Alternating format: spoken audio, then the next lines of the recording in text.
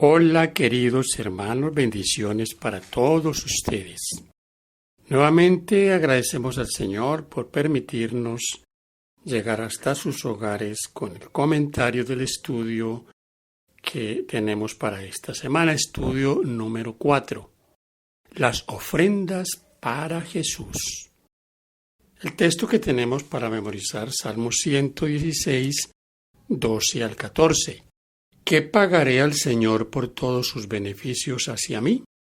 Levantaré la copa de la salvación e invocaré el nombre del Señor.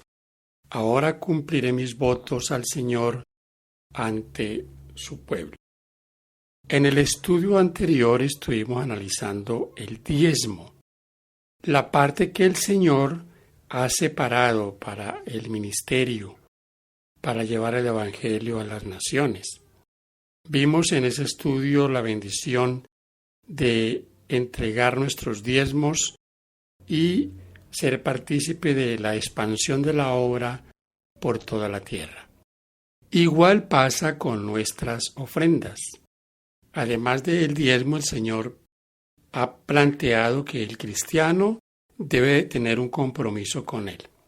Ese compromiso se llama diezmos y ofrendas. Pero aquí vamos a enfocar el asunto de la ofrenda. La ofrenda que vamos a ver durante nuestro comentario, que tiene mucho que ver con la generosidad, que tiene mucho que ver con las bendiciones que el Señor derrama sobre su pueblo. Estas ofrendas son como ofrendas de agradecimiento, ofrendas que también se consideran como ofrendas para los pobres, para construir, ofrendas que ayudan a mantener todo en orden en la casa de oración. Yo les había mencionado en un estudio anterior cómo la Iglesia Adventista hace muchos años comenzó a expandirse por el mundo. Mis hermanos y amigos, no hay otra forma de expandir el mensaje, de construir los templos, los lugares para capacitar a la hermandad, para capacitar a los obreros, sino es a través de dinero. Y el dinero que fue fluyendo a la tesorería desde un comienzo se comenzó a emplear no solo en los Estados Unidos, que fue donde la iglesia comenzó a formarse. En todo el mundo se fue llegando a uno y otro lugar.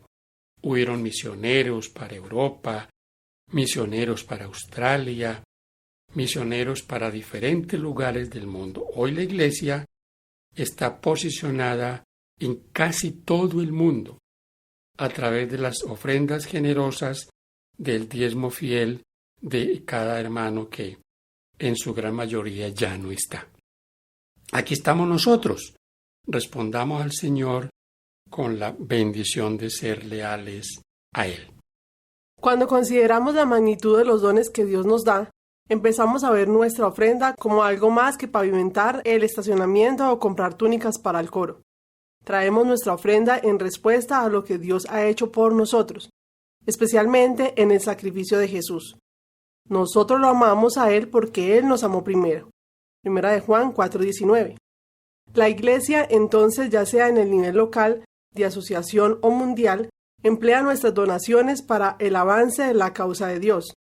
En este estudio repasaremos lo que dice la Biblia acerca de las ofrendas como parte de nuestra administración de los asuntos de Dios en la tierra. El primer punto que trataremos hoy tiene como título Motivación para dar. ¿Cuál es la motivación, mis queridos hermanos, para que nosotros demos? Aquí yo creo que hay un principio que es fundamental que lo analicemos. Dios ha dado, y Dios ha dado sin límite. No solo nos ha dado el aire, el alimento, un techo, un vestido, no, Dios durante todos los años de tu vida y de mi vida nos ha dado eso. Y nos ha dado lo elemental que es el aire, el sol, todo lo que a diario nosotros necesitamos y que no puede faltar. No nos podría faltar el aire, no podría faltarnos tener agua, tener todas estas cosas que por naturaleza están en la tierra y Dios nos las regala. ¿Qué Dios dio que no tiene un límite, que usted y yo no podemos darle una explicación, comprenderlo claramente? Dio a su Hijo. Mis queridos hermanos, ¿qué más nos podría motivar a nosotros para dar? Dice en Mateo 6, 31 al 34 que la motivación aquí es el reino de Dios. Buscad primero el reino de Dios. Igual pasa en Deuteronomio 28, 1 al 14. Hay allí una bendición. Hemos analizado estos textos como el asunto condicional de Dios. Es que hay una condición. Se miente de una manera, perversa cuando se le dice a la gente, usted va a ser salvo incondicionalmente. O sea, no tiene que hacer nada. Baje las manos, échese a dormir, que no hay que hacer nada. No, mi querido hermano. Te lee Deuteronomio 28, 1 al 14.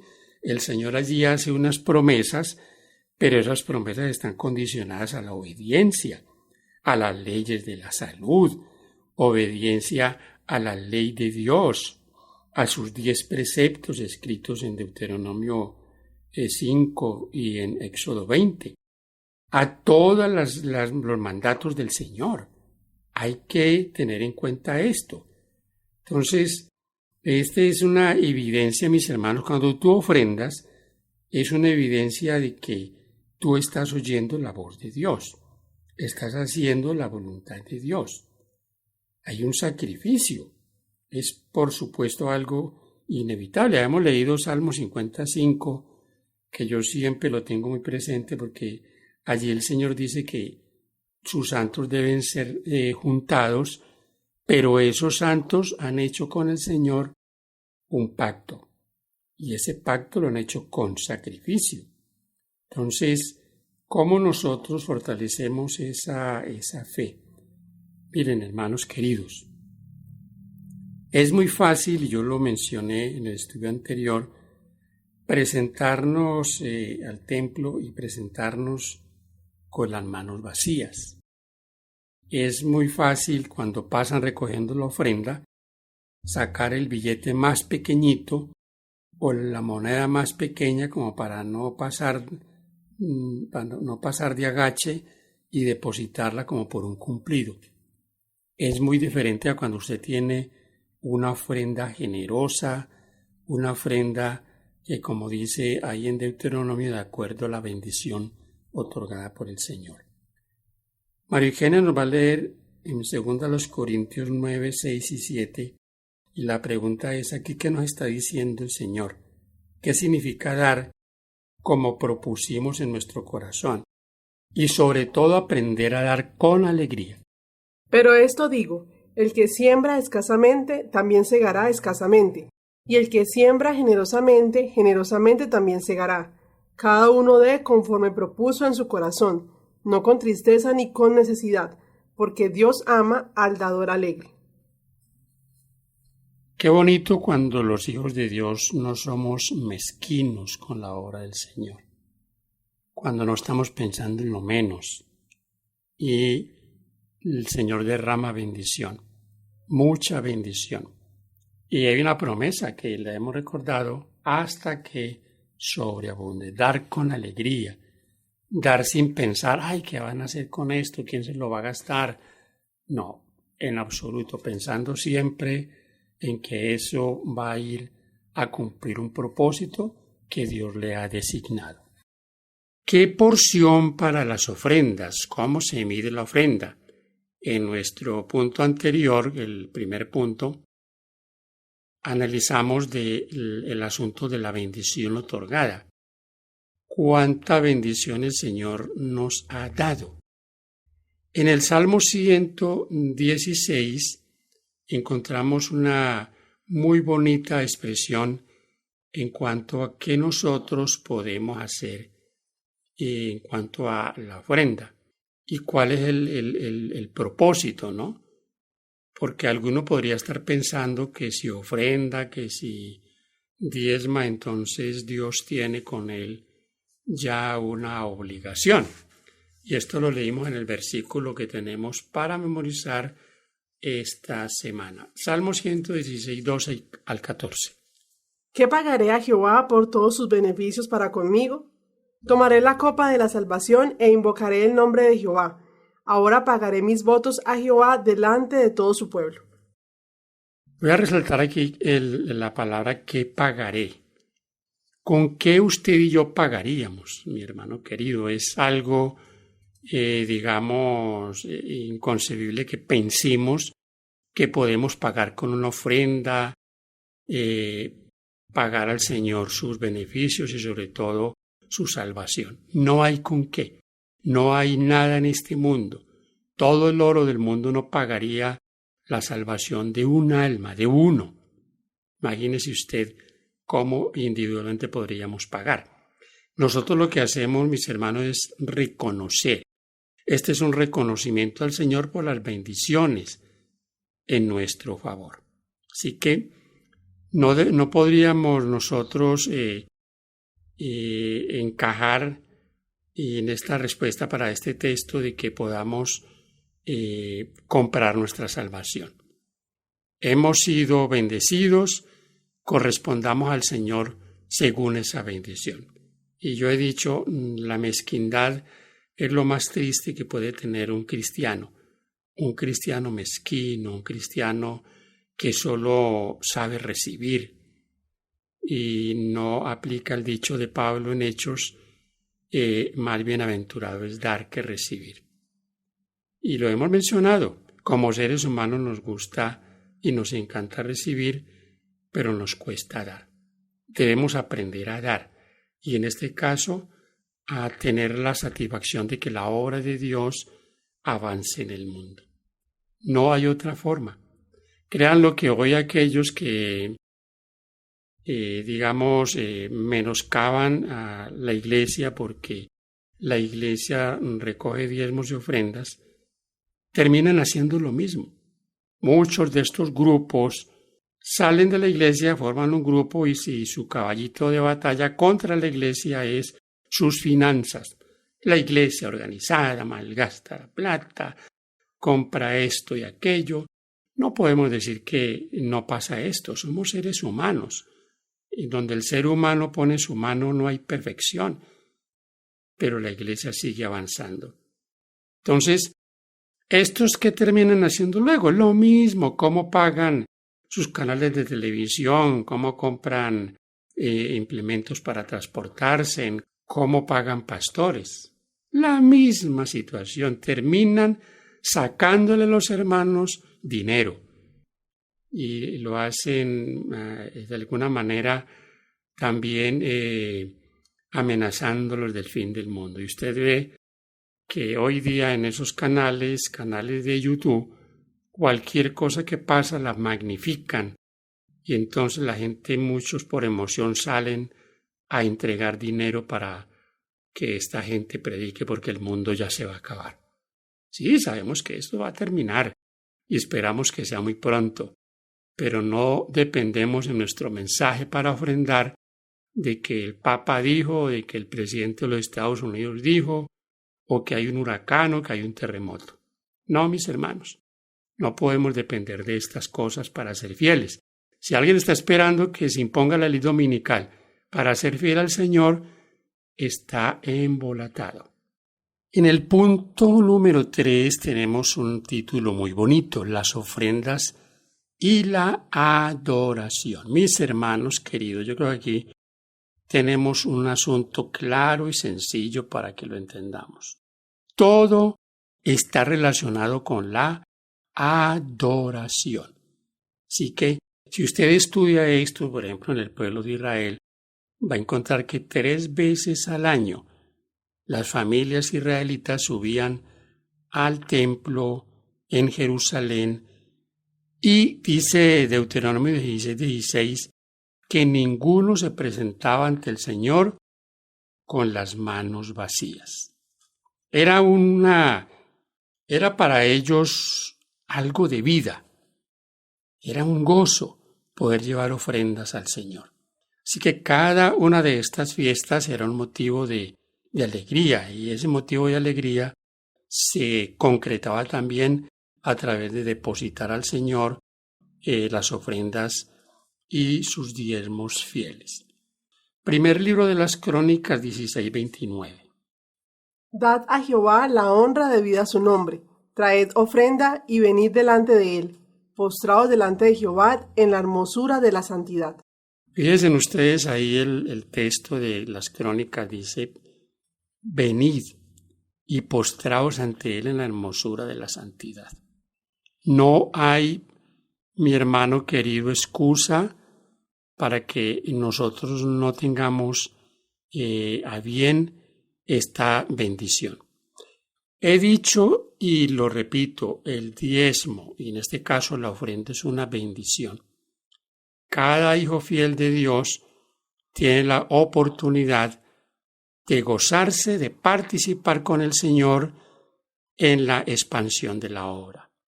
Y esto, como hemos dicho mucho, lo ven como una carga, lo ven como algo que no lo conciben, es pesado y es natural en el corazón egoísta. El primer beneficiado en el plan del Señor para el sostén de la obra es el creyente, es el dador. No podría haber sido más sabio el Señor haber establecido el plan del diezmo y la ofrenda para el avance de la predicación.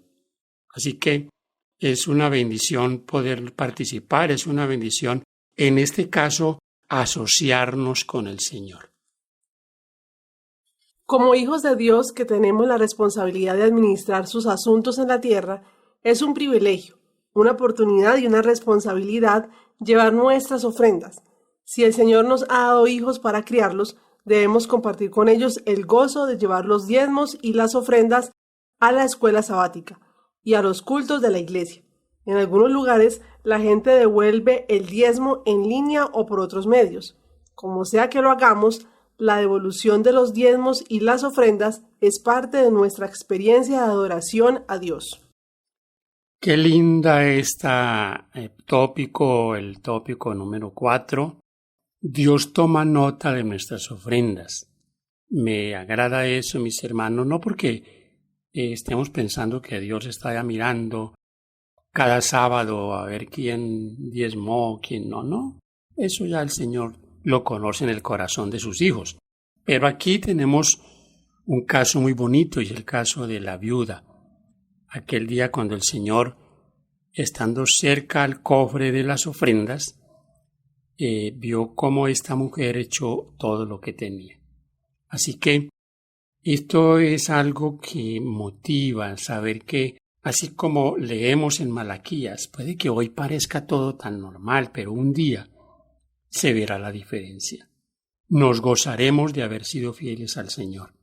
No estaremos pensando en que yo le falte al Señor. Y como ya les he dicho, no estaremos esperando que llegaran las catástrofes para ser fieles. Vamos a leer esta parte que me parece muy bonita en cuanto a cómo el Señor Jesús y sus discípulos pasaron aquella experiencia con la mujer que depositó esas 2 monedas. Jesús y los discípulos estaban en el atrio del templo donde se encontraban los cofres de la tesorería, y él miraba a los que traían sus ofrendas. Estaban bastante cerca como para ver que una viuda había dado 2 monedas de cobre. Ella puso todo lo que tenía, pero Jesús comprendía su motivación. Ella creía que el servicio del templo era ordenado por Dios y anhelaba hacer cuanto pudiese para sostenerlo. Hizo lo que pudo, y su acto había de ser un monumento a su memoria para todos los tiempos, y su gozo en la eternidad. Su corazón acompañó a su donativo, cuyo valor se había de estimar, no por el de la moneda, sino por el del amor hacia Dios y el interés de su obra que había impulsado la acción.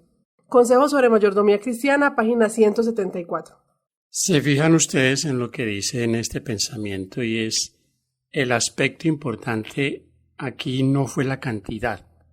Y Jesús no elogió la ofrenda por la cantidad, la elogió por el amor con que ella lo hacía, por el desinterés, por el sacrificio que ella hacía.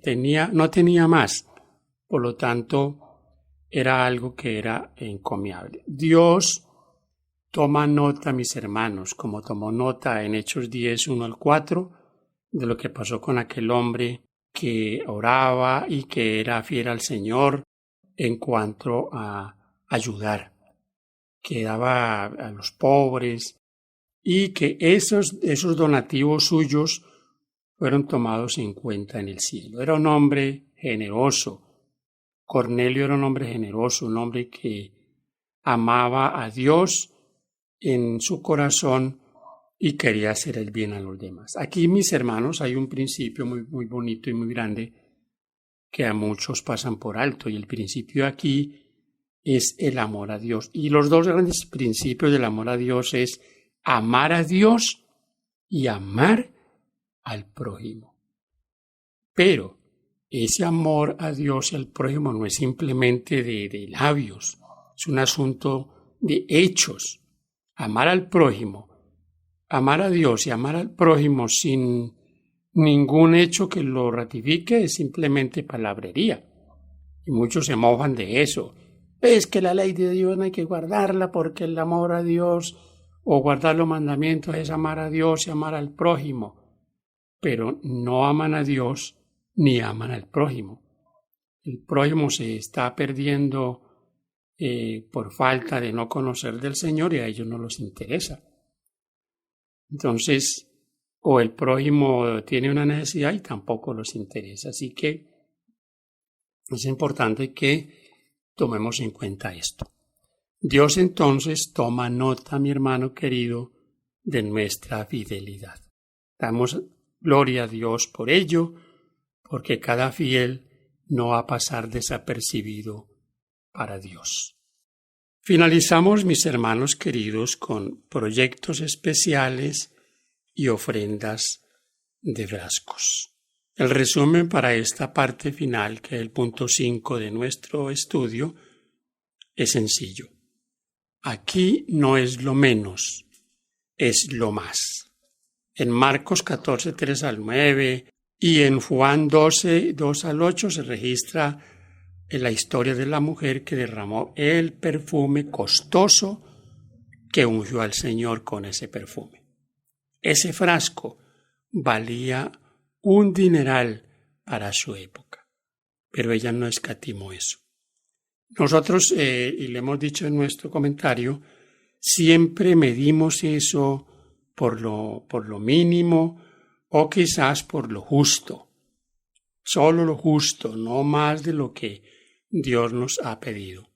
Esta mujer pudo haber tomado un poquito de ese frasco, haberse guardado un tanto de él, pero no, lo derramó todo. Mi hermano querido, ¿no deberíamos nosotros también darnos en todo, darnos enteramente a la obra del Señor? Sí. ¿Por qué nos cuesta tanto hacerlo? Porque quizás no hemos comprendido el privilegio que tenemos de ser ayudadores de aquel que todo lo ha dado. El primer beneficiado en hacer obra misionera es el creyente, y tiene beneficios de todo tipo, hasta beneficios físicos. Ese creyente que camina, que va en su bicicleta, que hace largas jornadas buscando a aquellos con los cuales está estudiando, se está beneficiando hasta en la parte física. El Señor dijo que tendría muchas bendiciones, no solo el cielo, sino acá en la tierra. Fíjese usted que hay bendiciones por doquier para el que es fiel, en todos los aspectos. No pensemos en lo menos, pensemos siempre que el Señor merece de nosotros un reconocimiento más que generoso. Que Dios nos ayude, mis hermanos queridos, a verlo de esta manera. El libro celestial de las memorias también anota la fidelidad financiera de los miembros de la familia de Dios. El ángel registrador toma nota fiel de cada ofrenda que se dedica a Dios y se entrega en la tesorería, y también de los resultados finales de los medios así ofrendados.